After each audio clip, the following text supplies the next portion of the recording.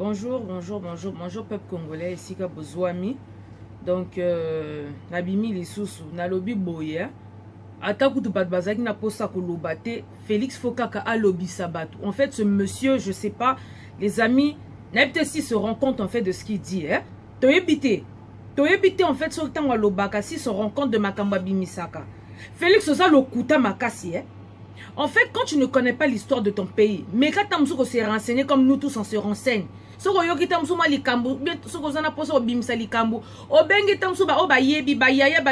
personnes, les initiés, expliquer yo.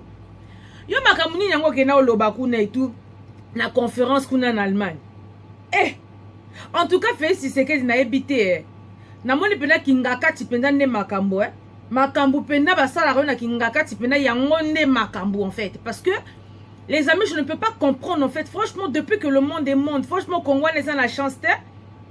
Congo est dans la chance. On n'a pas de chance. Il y a un président, vraiment.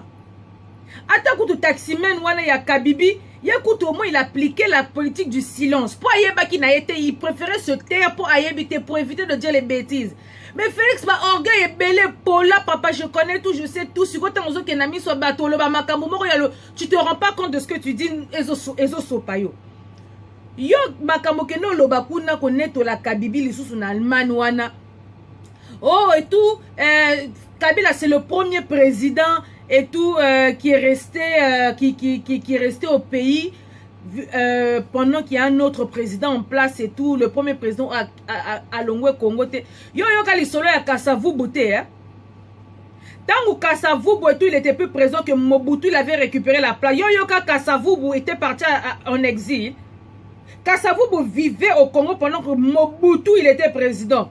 Et c'est Mobutu qui avait organisé les funérailles de Kasavubu. Il était enterré dans l'honneur nyonso. Wana oyoka li solo anate, hein. Au moins ne pas connaître l'histoire de son pays, ne pas connaître les trucs qui se passent dans son pays. Tanga yekola polingite, mais je connais tout ba qui vantar et pola, ba orgueil n'importe quoi. Yozo no babo eke non, Kabila et tout ça là, donc il sait yende mutayebi gestion ya pays wana plus de 18 ans au pays, tu n'as pas vu que c'était un échec total.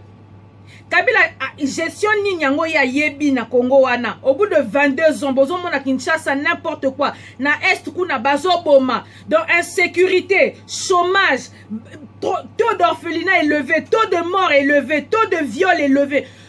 Son échec politique au bout de 18 ans, yo mo nyango te. Po yo loba devant batu nyonso et tout que non, il sait gérer le pays. Yo siko mutu yo zo mona que non, où tu dois prendre les conseils là où Nekabibi, hein.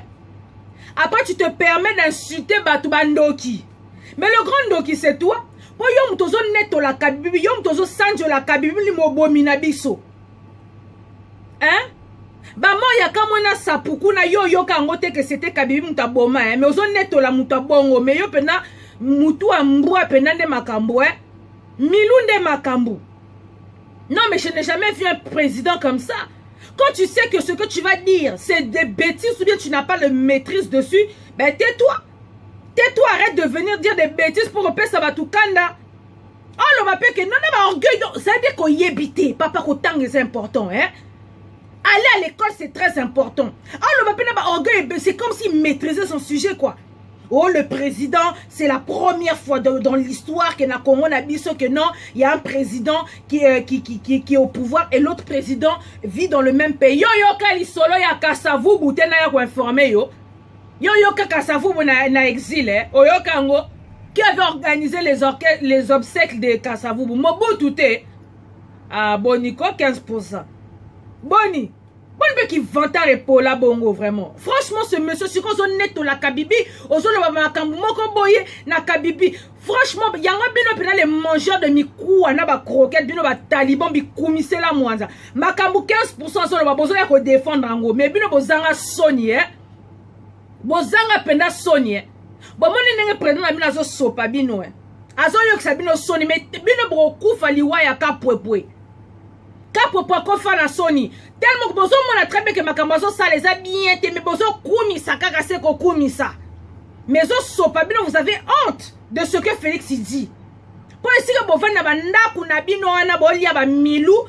Boyebi que non, makambo mwana mai azoloba eza bien te, mais tellement que ba sokola bino na mai soni, vous êtes né avant la honte, bo soutenir kaka malgré que boyebi mabe azoloba. Ya zoyo kumisela biso Kabibi boy. Azoloba que non, Kabibi il a une bonne gérance du pays, une bonne gestion du pays, alors que tout son mandat c'est un échec total. Boni Boyko 15%. Et puis par rapport à comment ça s'appelle le procès qu'on a fait contre l'Ouganda, que monsieur 15% a décidé de comment on appelle ça, de reporter. Na lobby boy en tout cas papa yo matamaskan yo penoza na problème makasi hein. Oza pena na problème makasi. Na lobby boy. Toi, tu te permets de parler avec tout ton orgueil, toute ton arrogance devant ton assemblée à Paris en disant que non, Batoubasso se plaindre dans ma voyage, mais mes voyages et tout ont rapporté plus de 1,5 milliard de dollars na Congo et je vais continuer et tout et compagnie. Tu es en train de quémander de l'argent à l'extérieur alors que ton pays fait partie des pays les plus riches au monde. Pour des miettes que toi tu vas commander. C'est comme un bon oignon, c'est tout ce que defa libanda. Est-ce qu'il y a un problème au look la biso? Parce que eux bah défi ça yo. Mais tu sais qu'avec combien de taux d'intérêt tu rozongi ça? Yo koka kozongi ça makambouana. Est-ce que koka kozongi ça ba mbongo wana so que defa ba miettes wana? C'est que le procès contre l'Ouganda, normalement, l'Ouganda fallait reverser 10 milliards. Oyoka, 10 milliards de dollars. Bolimbisa. Hein? Le procès contre l'Ouganda, normalement, il fallait qu'on nous reverse 10 milliards de dollars. 10 milliards. Mais, tu as préféré donc reporter ce procès pour venir quémander des miettes ici en Europe. Na lobi botan aussi li saki makambo na yo wana na ba milu na yo ba yaka ko yamba yo wana na Paris à conférence no ozonga kite poani. Désolé, hein? Na lobi boye. Quand tu as fini de faire tes trucs là, parce que non, quand tu as fini de faire ta conférence, il y a le Kouta, la fausse promesse, que tu nous as déclaré la guerre, que tu as traité tes propres frères de sorciers. Tant aussi, et là, comme à Longo, ça n'a pas pour reporter les bisous, procès qui aurait pu faire rentrer 10 milliards de dollars à la RDC. Wana au bois qu'ici, va savoir ce que tu fous ici en Europe. Et puis tu pars en Allemagne, tu vas dire des bêtises devant tout le monde. Maintenant tu es là, oh non, je vais continuer à quémander de l'argent. Si tu sais combien de problèmes aux la biso na mutu? Ba dette wana yo, tu sais combien de problèmes aux la biso na mutu? Oh, Kokozong, ça va d'être wana. Tu savais que c'est combien de taux d'intérêt?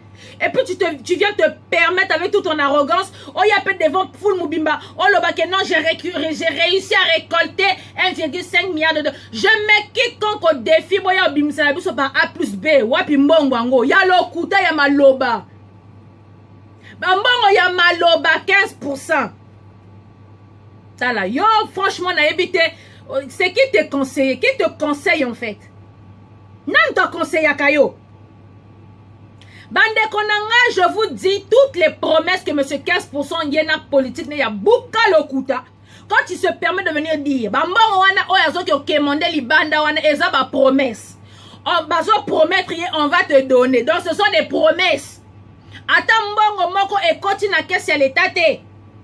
Ezaka ba maloba ya pamba, mais comme bino les mangeurs de croquettes, ba milou bino, boza binzimela mwanza boye bondimi pe, bozo aboyer wou quand le maître parle, bande de chiens. Hein? Les milouvores, bino bato les milou, vous aboyez sans comprendre le fond. Il vous a prouvé par A plus B que 1,5 milliard wane continue à caisse à l'état. Il vous a expliqué que mbongo wana zo que defa libanda mboka zo lukela biso ba problème.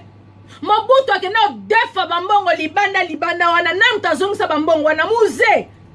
Mindele balinga bongo te. Muze mbongo Mobutu a defa libanda wana ta muza yeye mtazongisa ba dette wana nyos. Kabibi n'a 15%, il continue toujours d'emprunter. Ils vont faire sombrer le pays dans le chaos. 10 milliards de dollars, 10 milliards de dollars, papa. Où tu as raté procès au reporter, on ne sait pas à une date ultérieure. Nous, surtout, c'est pour les intérêts de qui? De Paul Kagame. Après, tu te viens, je suis en train de me battre contre la corruption. Je me bats contre la corruption. Alors que toi-même, tu es le fruit de la corruption. Aujourd'hui, un président qui a un salon, il y a c'est important. Quand on te dit fallait à l'école, si on attaque ou toi qui président, ça va quand un PKT. On dit que Kabibi, pendant qu'il était président, il apprenait, il avait un professeur à la maison.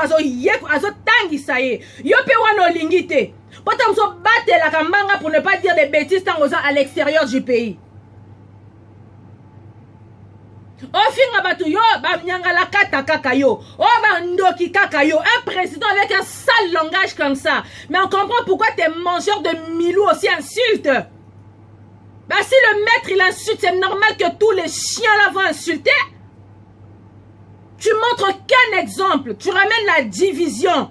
Président. Oh, bon, Fatih Béton. Et là, on dit, on n'a pas Coco Sabatou.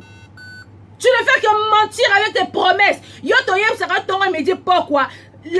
La campagne électorale est si là. Makambo, yo, lo, bakalelo. Tozaki, on a pas ça quand c'était au mois de décembre, quand tu étais en train de la battre, la campagne. Oh, yo, loba, que tu n'as pas de projet, tu n'as pas de programme. Non, comme il présente, mais la bise ma promesse. Bon, il est au koutabo. Et puis, il n'y a que tes comment ça s'appelle, tes milous là pour gober les foutaises que tu racontes. Si on a dit qu'on a loba, si on a Allemagne, on a devant Angela Merkel. Yo, quand c'est Angela Merkel a master na yo, je crois que Angela Merkel, on a attend attendre yo. Ok, le baba bêtise. Na mutuku, tu n'as Angela Merkel, tu as yo kamakambu. Na mutu, donc, alors, mais ce monsieur, franchement, quoi. Et puis, na zongela na lisolo ya marche. Il y a le 11. Tout le monde est taliban, bazo se plaindre. Oh, 15% d'abisso, pessier ceux qui que 4 militaires, il y a qu'au truc. Mais alors que na place on a Paul Kagame, il était là, bloqué qui carrément là pour Paul Kagame, mais franchement aucun respect. Dans le Bible, quand on vous dit que celui-là c'est une marionnette, il y a ça, figurant. Bon, comprendre en côté, hein.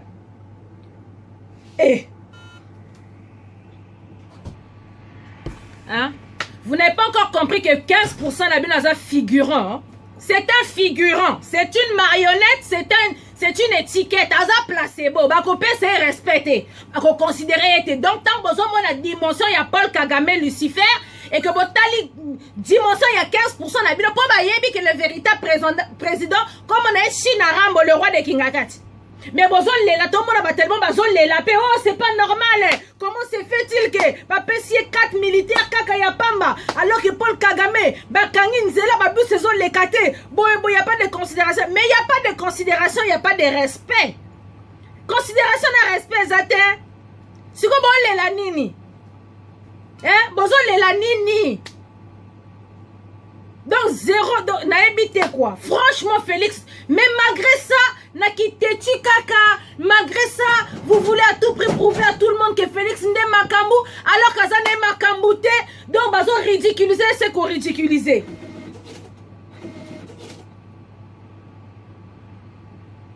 Allez, tout le monde y peut, Emmanuel, en tout cas, bino ba taliban, franchement quoi.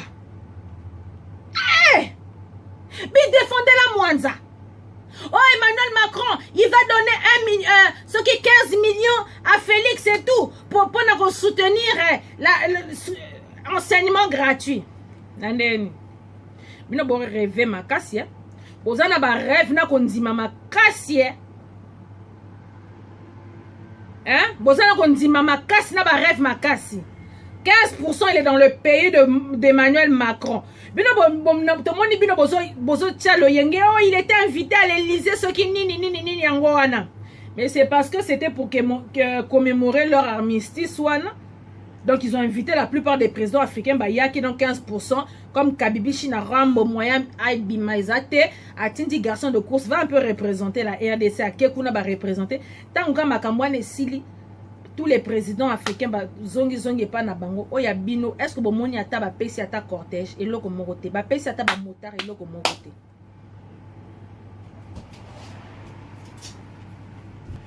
Aye asali musala na ye ki mukala, allez, va-t'en. Allez, Emmanuel Macron à l'Elysée tranquille et un soi-disant homologue qui est là dans le pays, bazo qui paye ete ba pesi ata ba motard te loko mokote. Bino de mtubo futa ki popoza na ba cortège wana ya ba CRS wana bimela ki biso na le 11 mars. Eza soni pour un président de la République. Bozo pola bozo ndimate. Bobi ke Félix Akra mo ki tanga mona ki ba résistant libanda, abandon ndimate. Bino bokanisa ki parce que Félix a zui et qu'il y a un groupe de collabos, des bateaux Nzala, des sous-fifres qui sont partis rejoindre 15% des talibans et le Kouta wana, le ventre d'abord. Que Bakenda qui m'a bokanisi c'était eux qui représentaient la résistance. Mon nenge résistance et bima ke bon mon nene to beta ki bino de to boma bino. La prochaine fois, bon bima lisusu. Bon to loba ki boko porter ba plainte nan bo silicité. Bon porter lisusu ba plainte lisusu po boko beta maka chaque fois to bando kanga bino na banzela. N'importe quoi. Allez, mais en tout cas 15% n'a évité quoi. Exemple n'a pas si peu mawabande konanga, c'était juste histoire de reparler juste par rapport à ça. Félix va finir batu bandoki en longue haine. On finir batu bandoki, c'est qui le ndoki? Celui qui a pardonné Babomina Bisso, c'est qui? Toi, 15%. Yom Toso rendre hommage à ton tueur. Dans le mec il vient chez toi, il viole toute ta famille mais tu le pardonnes. Kindoki sa volonté. Et ça qui y a bu nos Maserati en ensemble. Ingeta.